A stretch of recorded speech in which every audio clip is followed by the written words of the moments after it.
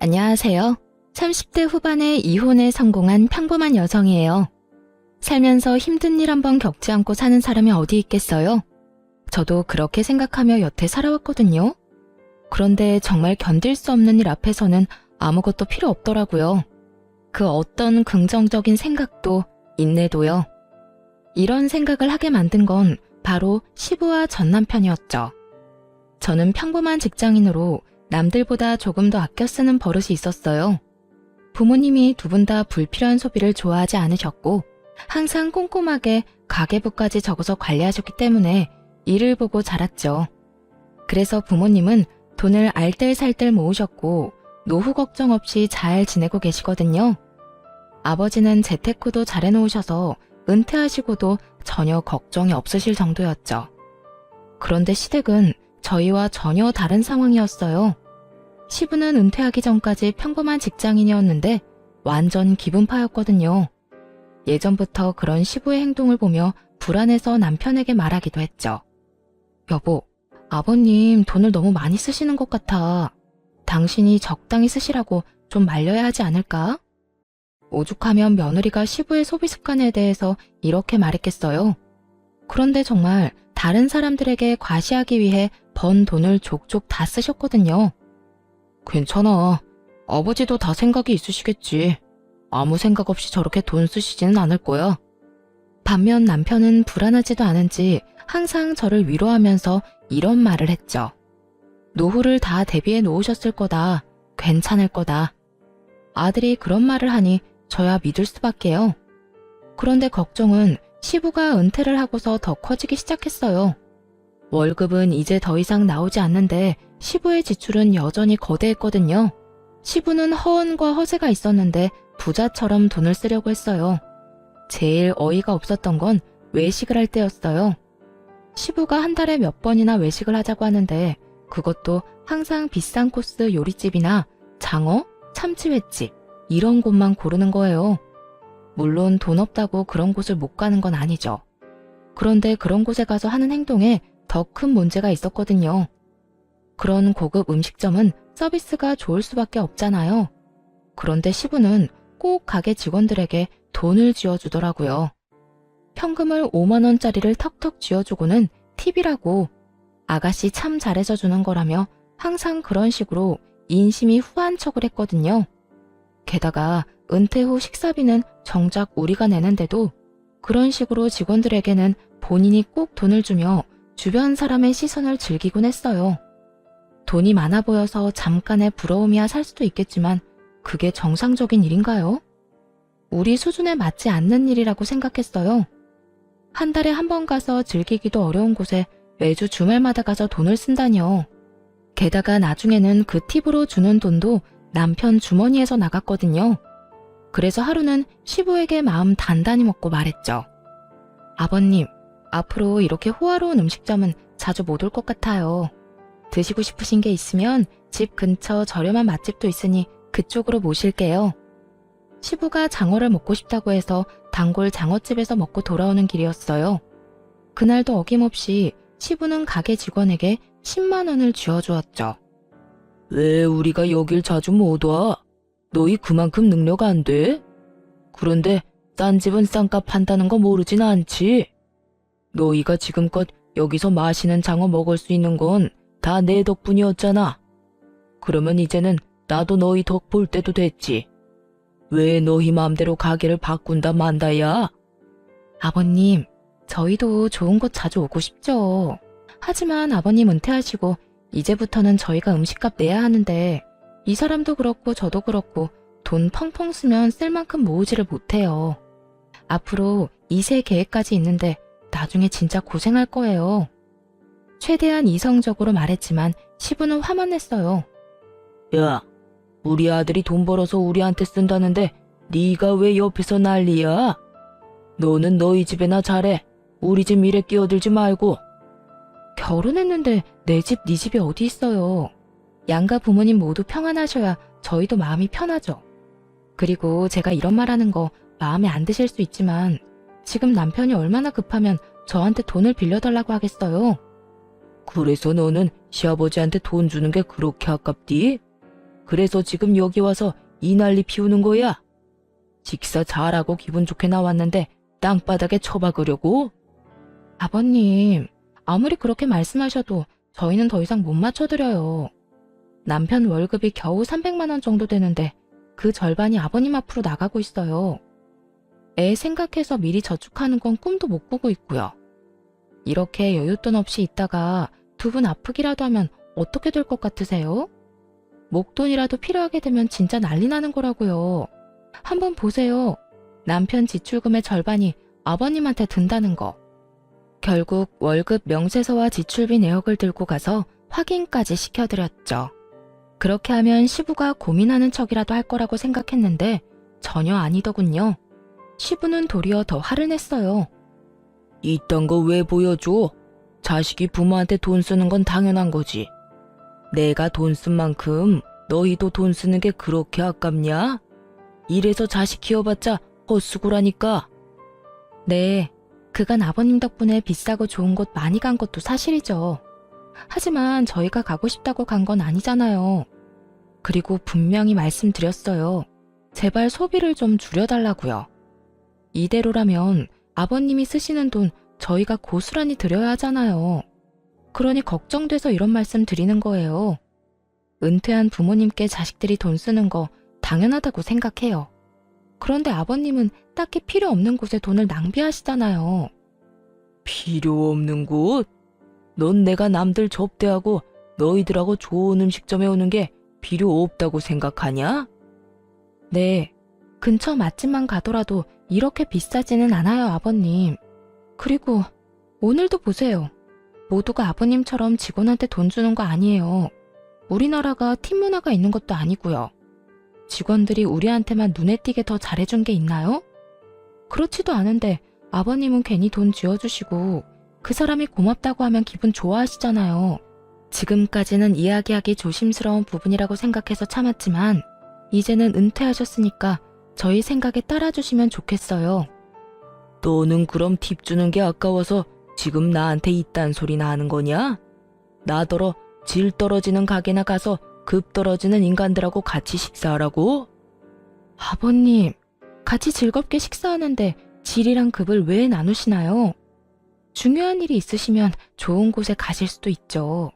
그런데 아버님은 별일이 아니더라도 꼭 그런 곳에서 식사하고 돈을 내시잖아요. 보세요. 여기 남편 카드 명세서. 아버님이 쓰신 돈 메워놓느라 다른 곳에는 돈을 못 써요. 시부와의 대화는 다람쥐 쳇바퀴 돌듯 같은 자리에서 뱅뱅 돌기만 했습니다.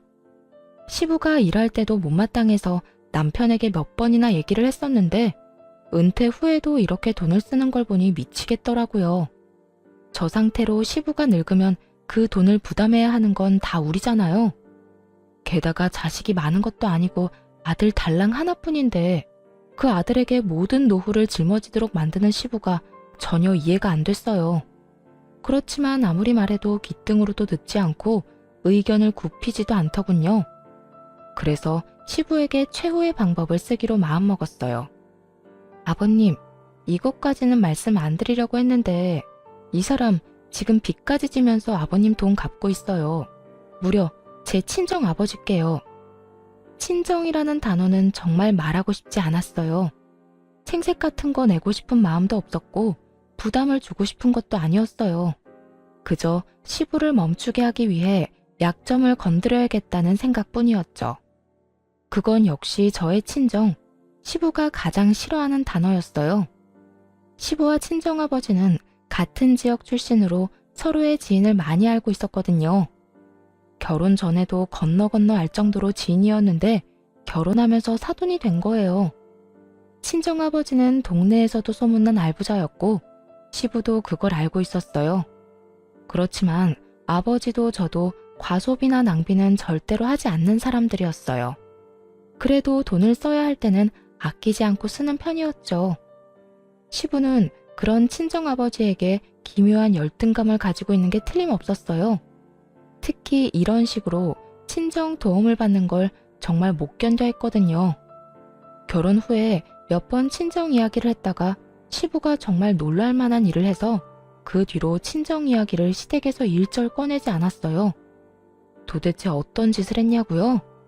친정아버지가 외제차를 사셨다고 하면 시부는 더 좋은 외제차를 샀고요.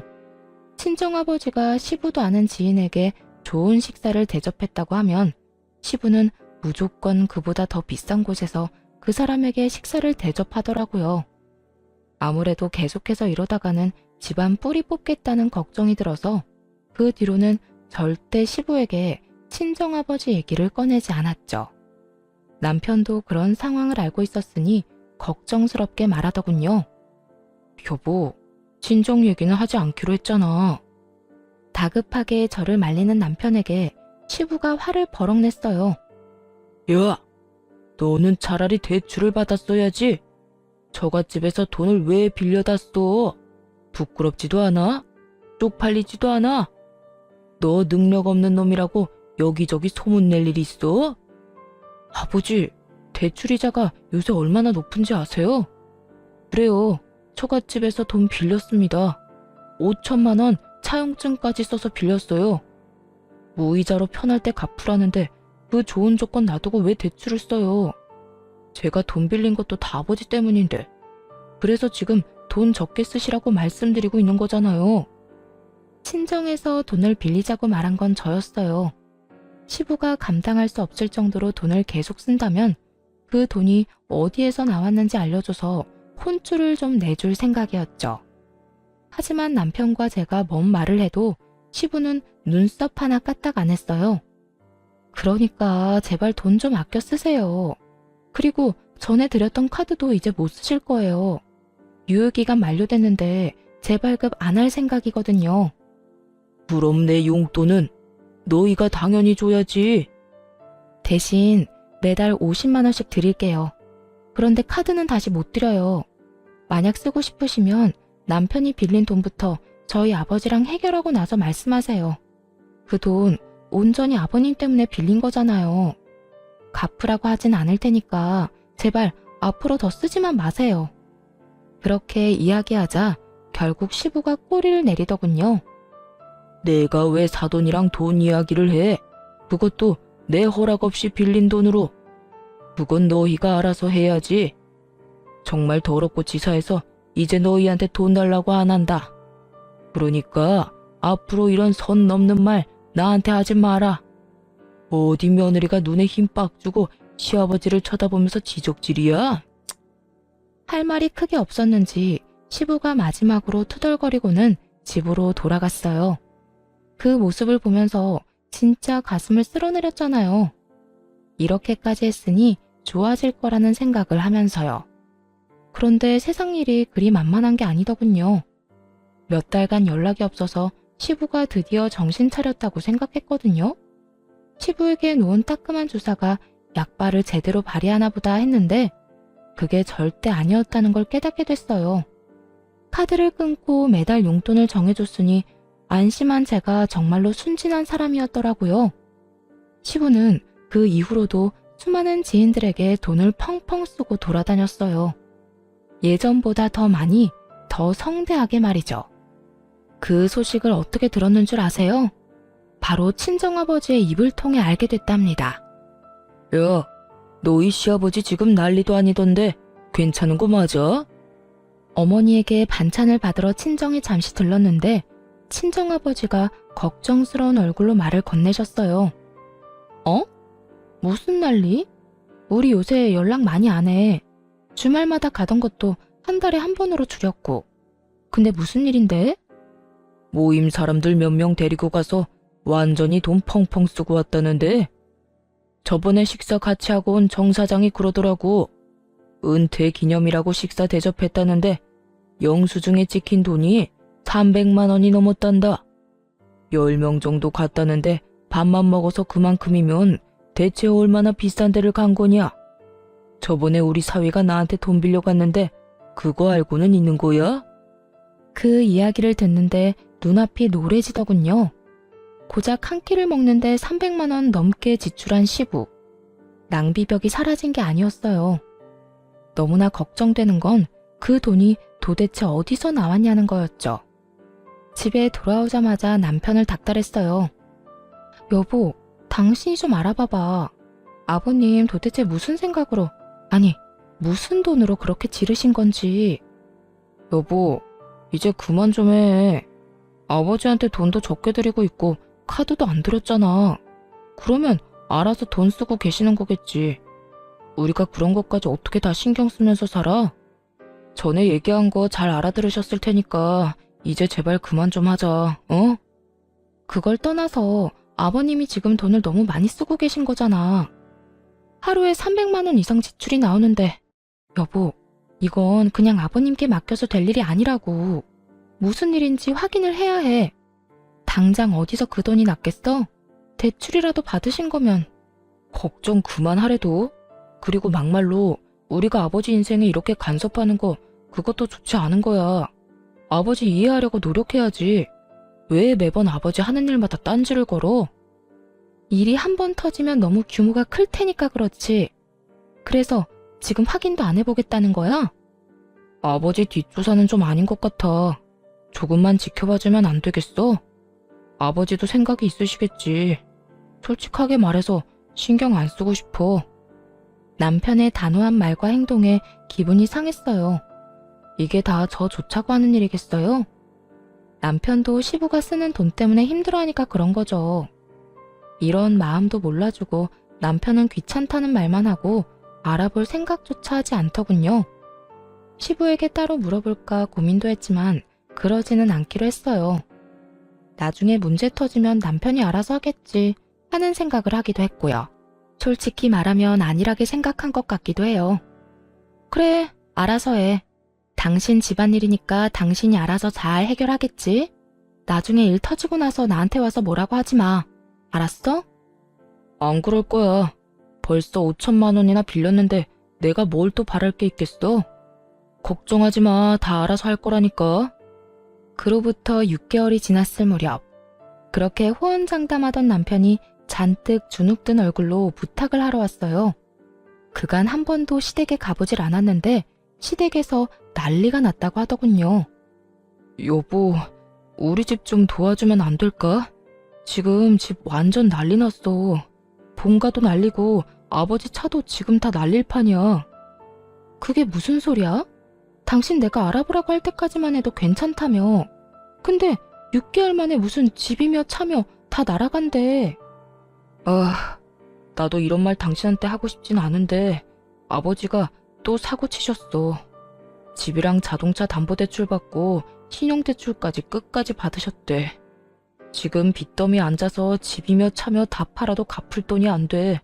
아니, 당장 길거리로 나가게 생겼단 말이야. 대출금 연재돼서 집은 경매로 넘어가고 차 앞 딱지 붙고 난리가 났어. 어떡해, 당신이 좀 도와줘. 내가 지금 이 상황에서 뭘 도와줄 수 있는데? 그래서 뭐 아버님 빚이라도 대신 갚으라고? 내가 분명히 얘기했지. 아버님 어떻게 그렇게 돈 펑펑 쓰고 다니시냐고 알아보라고 했잖아. 그때는 귀찮아서 알아보지도 않더니 문제 터지니까 왜 나한테 도와달라는 건데? 우리 아버지가 5천만 원 빌려준 것도 아직 다 못 갚았잖아. 여보, 제발 한 번만 부탁해. 내가 빚 갚아달라고 이야기하진 않을게. 대신 아버지 살 곳만이라도 좀 마련해주면 안 될까? 내 마음 같아서는 우리 집에서 같이 살고 싶지만 당신 눈치도 보이고 아버지 자존심에 같이 살고 싶진 않으실 거야. 제발 좀 도와줘, 어? 이대로 길거리에 나앉도록 만들 순 없잖아. 바짝 엎드려 빌다시피 하는 남편을 보면서 속이 뒤집어졌어요. 그때는 뭐하고 이제 와서 소 잃고 외양간 고친다는 건지. 일단 아버지한테 얘기해볼게. 근데 이런 식으로 해결될 일 아니야. 당신 아버지한테 따끔하게 이야기 좀 하라고. 이게 몇 번째야? 아버님이 바뀌셔야 이런 상황이 또 일어나는 걸 막을 수 있어. 어쩔 수 없이 친정아버지에게 연락을 했어요. 자초지종을 설명하고 쓸 수 있는 집이 있는지 물어봤죠. 아버지는 한숨을 쉬시더니 아버지 명의의 집을 하나 이야기하시더라고요. 내키지 않으셨겠지만 딸 일이라 도움을 주신 거였을 거예요. 몇 달 전까진 조부모님이 쓰시던 집이었는데 생각보다 상태가 매우 좋았어요. 그 안에 있는 가구며 가전이 2년 전에 새로 싹 들여온 것들이라 그대로 몸만 들어가 살아도 될 정도였죠. 그 집은 조부모님이 마지막 여생을 보내셨던 곳이라서 꽤 괜찮은 주택가에 있는 데다가 집값도 높고 평수도 컸어요. 사실 그곳을 비워둔 건 조만간 친정 부모님이 들어가려고 하셨기 때문이었거든요. 그런 집을 빌려줘도 괜찮겠냐고 물으니 아버지께서 사돈에게 큰일 나는 것보다야 낫지 않겠냐고 말하시더라고요. 아버지 명의의 집이고 돈 내고 들어가는 게 아니니 괜찮겠다 싶어 남편에게 말했죠. 남편은 엄청 좋아하며 시댁에는 자기가 잘 이야기하겠다고 하고 혼자서 가더군요. 시부모님과 사이가 별로 좋지 않아서 굳이 저는 안 따라갔거든요. 남편이 돌아와서는 시부모님이 무척 좋아하셨다고 전했어요. 앞으로는 돈 낭비하지 말라고 전해드려. 알았어? 만약 또 터지면 그때는 절대 책임 못 져. 그렇게 으름장을 놨는데 남편이 알겠다며 자기만 믿으라고 하더군요. 그런데 얼마 못 가 또 안 좋은 소식을 친정아버지를 통해 들어야 했어요. 시부가 그 집으로 사람들을 엄청 초대한다는 거예요. 돈이 없으니 이제 집으로 사람을 초대하나 보다 싶었는데 어느 날 친정아버지가 화가 나서 저를 찾아왔더라고요. 바깥 사돈이 해도 진짜 너무 하는구나. 어떻게 이런 짓을 할 수가 있어? 아빠, 왜 그래요? 무슨 일 있었어요? 말도 마라. 내 지인들이 초대됐는데 그 집이 너희 할아버지 집인 거 아는 사람들이었거든. 지인들이 사돈이 많이 도와줘서 다행입니다. 라고 말 한 번 했는데 바깥 사돈이 이 집을 자기 아들이 샀다고 했다는 거야. 아닌 것 같다고 진실을 말해줘도 이렇게 좋은 집 산 게 부러워서 우리가 거짓말하고 다니는 것 같다고 했다지 뭐냐. 이게 도대체 무슨 일이야? 세상에, 시아버지가 그렇게 말씀하셨다고요? 그 집이 우리 거라는 게 거짓말이라고? 도움을 줬다고 고맙다는 인사를 받을 생각은 하지도 않았어. 너희 시아버지 쪼잔하고 괜한 열등감 가지고 있는 거 내가 잘 아니까. 그래도 힘든 사람 돕자고 한 일인데 이런 식으로 사람을 거짓말쟁이로 만들다니. 어떻게 인간이 그럴 수가 있어? 그 이야기를 듣는데 너무 어이가 없더라고요. 남편이 무슨 돈이 있어서 그렇게 큰 주택을 마련했겠어요. 누가 봐도 빌렸을 게 뻔한데 아들이 산 집이 되다니. 게다가 문제는 시부의 허언증에 저희 부모님이 거짓말쟁이가 되어버렸다는 거죠. 그래서 그날 저녁 남편에게 따졌어요. 이야기해봐. 이게 어떻게 된 일이야? 우리가 빌려준 그 집이 어떻게 당신이 사준 집이 된 건데. 여보, 그냥 그런 걸로 하면 안 돼? 지금 부모님이 거기서 살고 계시잖아. 빌려서 살고 있다고 하면 아버지도 좀 창피하시니까 그런 말을 한 거겠지. 그럼 너는 이게 괜찮아? 당신 가족이 친 사고 때문에 우리 아버지는 돈도 빌려주고 집도 빌려줬어. 그런데 지금 주변 지인분들한테 거짓말쟁이로 찍혔다고. 누가 그게 괜찮다고 했어? 거기 살고 계신 우리 부모님은 그냥 놔두자고 하는 말이잖아. 그럼 우리 부모님은 뭐가 되는데? 부끄러운 건 아버님 몫이지 우리 부모님 몫이 아니야. 진짜 실망이야. 당신이 어떻게 우리 집에 이런 식으로 해? 은혜를 원수로 갚는 것도 정도가 있지. 이건 뭐 원수가 아니라 아주 쑥대밭을 만들었잖아. 당신이 조금만 참아주면 안 돼? 아버지가 그 성격에 얼마나 눈치 보이고 답답하셨으면 그러셨겠어. 그러게, 돈을 누가 그렇게 펑펑 쓰래? 그 뒷수습은 우리 집이 다 했는데 결국 돌아오는 건 뒤통수다 이거지? 됐어. 나 이제 안 도와줄 거야. 우리 이혼해. 헤어지고 당신한테 빌려준 거 다 받아낼 거야. 그렇게 하면 우리 아버지 거짓말쟁이라는 소문도 다 사라지겠지. 여보, 갑자기 이혼이라니 무슨 소리야. 절대 안 돼. 너무 감정적으로 굴지 마. 그런 소리해서 미안해. 내가 한 사람 한 사람 다 찾아가서 오해가 있었다고 설명할 테니까. 아니, 그럴 필요 없어. 생각해보니까 이렇게 하는 게 맞아. 언제까지고 친정이 당신 집안 뒤치다꺼리 해줄 수는 없잖아. 이제 그만하자. 여기까지 해. 그렇게 이혼하자고 했지만 역시나 남편은 받아들이지 않았어요. 이혼하게 되면 빌린 돈도 다 갚아야 했고 집도 다시 되돌려줘야 했으니까요. 하지만 이미 정이 확 떨어져 버린 걸 어쩌겠어요. 마음이 초조했는지 남편이 사정하고 비는데도 바로 소송 시작했어요. 당신이 아버님 사고 친 거 수습하면 합의 이혼 정도는 할게. 그런데 수습도 안 하면 합의는 절대 없을 거야. 그리고 이혼하고 나면 내가 그 집에서 살 테니까 당신 부모님한테 다른 집 구하시라고 전해줘. 여보, 진짜 이럴 거야? 왜 이렇게 사람이 냉정해? 날 이렇게 만든 건 당신 집안 사람들이야. 내 탓을 하지 말고 당신 아버지를 탓해. 난 뒤통수 치는 사람들하고 가족 못해. 결국 이혼 소송이 진행됐습니다. 그동안에도 시부모는 연락 한 번 없었어요. 하긴 생각해보면 저와는 사적으로 연락한 적이 별로 없으니 그러려니 했죠. 곧 남이 될 며느리한테 뭐라 할 말이 있겠어요? 그런데 이혼 판결이 났는데도 시부모가 그 집에서 나갈 생각을 하지 않더군요. 전 남편은 연락을 받지도 않았고요. 설마 이대로 모르쇠하고 눌러앉으려는 건가 의심하는 차에 친정아버지가 모임에 가셨다가 노발대발하며 오셨어요. 그 인간들 골 때리는 짓 계속하네. 이번에는 생일잔치 한다고 우리 집에 사람들 초대했단다. 세상에, 무슨 낯짝으로 그런 짓을 해? 나가라는데도 안 나가고. 오히려 그 말을 듣고 이번이 기회라고 생각했어요. 그래서 생일잔치에 초대되었다는 분들이 그 집에 갈 때 따라갔죠. 집 안으로 들어가니 난리도 아니더군요. 전 시부 생일이랍시고 온갖 치장을 해놓고 조부모님의 텃밭마저 헤집어놨더라고요. 그리고 그곳에서 연락도 받지 않던 전 남편과 마주했죠. 당신이 여긴 왜 왔어? 내가 못 올 곳 왔어? 여기 우리 아빠 집이잖아. 나가라고 그렇게 말했는데도 안 나가더니 남의 집에서 잔치까지 해? 당신이 내 연락 다 무시하길래 여기까지 왔다. 왜? 당장 짐 싸서 나가? 그러자 전 남편이 급히 다가오더니 손을 붙들고 내보내려고 하더군요. 그때 전 시부가 나타났어요. 이게 누구야? 거짓말쟁이들 아니야?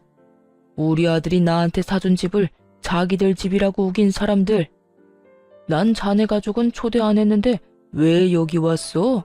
꼴값 떨려고 왔어? 왜? 우리가 이런 좋은 집에서 사니까 배가 아픈가 봐? 전 시부는 진실도 모르면서 엄청 세게 나오더군요. 많은 사람들이 보는 앞에서 저와 친정 부모님을 욕보이고 싶었나 봐요. 주변 사람들도 아주 흥미진진하게 바라보고 있었고요. 거짓말쟁이? 아직도 그딴 소리 하는 거야? 그럴 줄 알고 나도 그냥은 안 왔지. 이거나 확인하고 이야기하자고. 그따위 종이 쪼가리가 뭐라고? 부러우면 그냥 부럽다고 말해. 여전히 말이 전혀 통하지 않더군요. 결국 친정아버지께서 경찰에 신고했어요. 예, 지금 제 집에서 사돈 양반들이 안 나갑니다. 딸이 이혼 전에 시댁에 잠깐 빌려준 집인데 나가라고 해도 안 나가네요. 전 시부는 그 모습을 보더니 그제야 의심이 든 모양이더군요. 급히 친정아버지 손에 들린 종이를 낚아챘어요. 그 종이가 뭐였냐고요? 이 집 주소로 된 등기부 등본이었죠. 거기엔 당연히 친정아버지 이름이 적혀 있었고요. 이거 거짓말이지? 야, 아들, 왜 이 집이 이 인간 집이야? 아버지, 제가 좀 이따 말씀드릴게요. 우선 사람들부터. 이게 다 뭐냐고 묻잖아. 너 설마 이 인간들 집 빌려온 거야? 너 나한테는 돈 주고 빌렸다며? 설마 거짓말한 거야? 제대로 말해보라고 이 자식아. 아버지가 먼저 잘못하신 거잖아요. 처갓집에 열등감 갖고 계신 거 뻔히 아는데 어떻게 진실을 말씀드리겠어요? 그랬으면 여기 들어와서 살 수나 있었겠어요? 뭐? 이 자식이? 저도 이 집을 그냥 빌려온 줄 아세요? 자존심 다 팽개치고 마누라 앞에서 바짝 엎드려서 빌었다고요. 그리고 제가 언제 이 집 사드렸어요? 처음에 분명히 빌렸다고 말했어요. 그걸 사람들한테 멋대로 아들이 사준 집이라고 말하고 다닌 건 아버지고요. 전 남편의 폭탄 발언에 주변에 있던 사람들이 모두 쑥덕거렸어요. 그럼 이 집이 진짜 자기 집이 아니었던 거야? 사람들한테는 자기 아들이 사준 집이라고 그렇게 자랑을 하더니 아무리 허풍이 세도 그렇지 거짓말을 하면 쓰나. 게다가 진짜 집주인을 거짓말쟁이로 모함한 거지? 최악이다. 그런데 차압딱지랑 경매는 또 뭐야? 우리한테는 집 팔고 새 집에 이사 왔다고 하지 않았어? 우리한테도 거짓말한 거지 뭐. 허풍쟁이가 거짓말 하루 이틀 하나. 자식만 불쌍하네. 아버지 때문에 처가에 빚도 지고 이혼까지 하게 됐으니. 사람들의 목소리가 커질수록 전 시부와 전 남편의 싸움도 더 격해졌어요. 제발 이제 그만 좀 하시라고요. 입만 열면 거짓말인데 제가 불쌍하지도 않으세요? 저 이제 돈 한 푼도 없이 살아요. 왜 넌 능력이 그것밖에 안 돼? 아들이 아버지 부양하는 게 당연한 건데. 그리고 처음부터 이 집이 저 인간들 집인 거 알았으면 나도 여기 안 들어왔어. 아버지를 돕지 말 걸 그랬어요. 거리에 나앉아서 구걸을 하든 말든 신경 쓰지 말았어야 했다고요. 당신 같은 작자도 아버지라고. 내가 미친놈이지. 와이프가 경고했을 때 알아듣고 연을 끊었어야 하는데. 너 말 다 했냐? 이런 싸가지 없는 놈이. 왜요? 한 대 치시게요? 쳐요 쳐. 한 대 맞고 영 끊읍시다. 나도 이제 아버지 대접 안 할 테니까 아버지도 나한테 자식 노릇 바라지 마세요. 두 사람이 옥신각신하는 모습에 지인들 모두 두 사람을 욕하며 떠나갔어요. 어느새 텅 빈 마당에는 친정 식구와 전 남편 식구만 남았죠. 전 시부가 한숨을 푹 내쉬며 한탄하더군요. 내가 이제 사람들 얼굴을 어떻게 봐? 너랑 네 와이프가 다 망쳤다. 너는 며느리란 애가 꼭 이렇게까지 해야 했어? 우리가 남도 아니고 가족인데. 그 이야기를 듣는데 어이가 없더군요. 가만 보니 전 남편이 이혼 이야기도 안 꺼낸 것 같았어요. 죄송한데 저희 이제 남이에요. 저 남편이랑 이혼했거든요. 그래서 이 집 제가 들어와서 살려고 나가시라고 한 거고요. 전 남편이 연락을 하도 안 받아서 직접 왔으니 그렇게 하시고 돌려주세요. 이미 이혼했다는 말을 듣자마자 시부가 깜짝 놀라더군요. 솔직히 전 시부가 아무렇지 않게 여길 줄 알았거든요. 처음에 지출 좀 줄이시라고 바른말 좀 했다고 싸우고 나서 그 뒤로는 명절에도 한번 가보지 않았으니까요. 시댁에서도 굳이 저를 찾지 않았고요. 그런데 전 시부는 많이 놀란 것 같았어요. 뭐? 야 이놈아, 너는 왜 이 중요한 이야기를 안 했어? 너 얼마 전부터 여기 들어와서 살던 게 별것 때문이 아니라 이혼해서 그런 거였어? 그럼 빌린 돈은, 이 집은, 내가 쓴 돈들은 어떻게 갚을 거야? 역시나 걱정하는 이유가 돈 때문이었더라고요. 얼마나 많이 썼는지 본인이 잘 알 테니까요. 그런 어이없는 전 시부의 말에 전 남편이 더 열받았는지 소리치더군요. 이게 다 아버지 때문이잖아요. 아버지가 사고치는 바람에 와이프가 열받아서 이혼하자고 한 건데 저 진짜 돈 한 푼도 없거든요. 그러자 전 시부가 무너지듯 저한테 다가와 말했어요. 아가, 제발 우리 좀 살려다오. 이 집에서 나가면 우리 갈 곳이 없어. 제발 부탁이다. 조금만이라도 더 살게 해주면 안 되겠니? 벌써 몇 달 동안 기다렸거든요. 이미 이혼 소송하면서 그 집에서 나오시라고 말했는데 전 남편이 안 전했나 보네요. 근데 그게 제 잘못은 아니잖아요. 제가 아버지 집 놔두고 다른 데서 살 필요도 없죠. 지금 돈도 없는데. 그래도 우리가 봐온 정이 있는데 이렇게 한 번만 더 부탁할게. 응? 이대로 길거리에서 구걸이라도 하라는 말이냐? 어떻게 돈이 좀 모일 때까지만이라도 봐주면 안 되겠어? 처음으로 전 시부가 애원했지만 단호하게 퇴거 명령 소송을 해서 내보냈어요. 그리고 그 집에는 제가 들어가게 됐죠. 전 남편은 신혼집을 팔아치워서 저에게 재산 분할과 위자료를 주었고 친정아버지에게 빌린 돈을 모두 갚았어요. 그리고 조금 남은 돈으로 그 사이에 생긴 전 시부 빚을 또 갚았다고 하더군요. 친정아버지 집에서 쫓겨나서는 돈이 없어서 월세를 구하며 살고 있다고 했고요. 정말 웃긴 건 이 난리통을 겪고도 전 시부의 허세병은 고쳐지지 않은 건지 무조건 좋은 곳으로 집을 구해야 한다며 전 남편을 괴롭혔다는 거예요. 그래서 결국에는 전 남편이 한밤중에 몰래 부모님 놔두고 도망갔다고 하더군요. 그 이야기 듣고 얼마나 웃었는지 몰라요.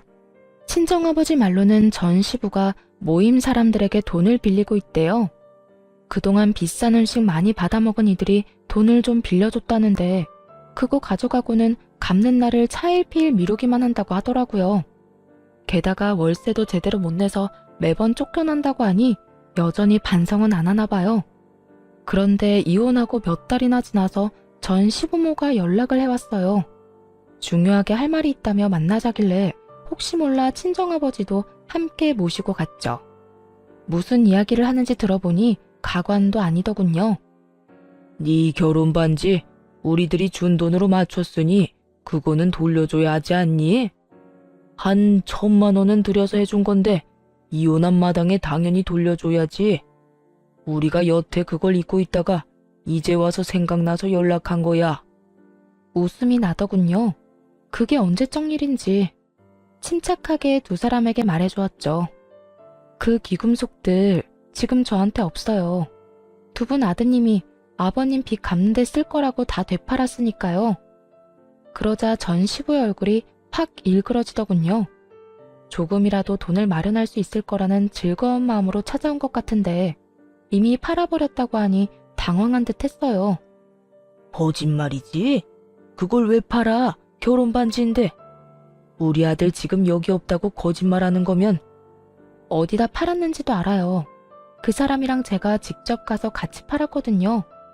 확인하고 싶으시면 말씀드리는 금은방 가서 확인해 보세요. 판매금은 모조리 남편 계좌로 들어갔으니 그것도 확인하시고요. 애꿎은 데서 찾지 마시고 아들한테 달라고 하시지. 그런데 그 사람 어디 갔나 보네요? 그래도 부모라고 책임은 질 줄 알았더니 제 말에 전 시부가 버럭 화를 내더군요. 자식이 왜 말도 없이 떠났는지는 생각해보지도 않고 그저 신세 한탄만 하는 거 보니 여전한 것 같더라고요. 그 인간 같지도 않은 놈이 우리 버리고 갔어. 이렇게 될 줄 알고 그것도 다 팔고 간 게 틀림없어. 아니, 어떻게 자식 새끼가 부모를 책임도 안 지고 도망이나 가? 이게 말이 되냐? 자식 욕할 거 하나도 없어. 이건 다 자네 잘못이지 않은가? 얼마나 자식 속을 썩였으면 여태까지 참던 자식이 이제 와 도망을 가?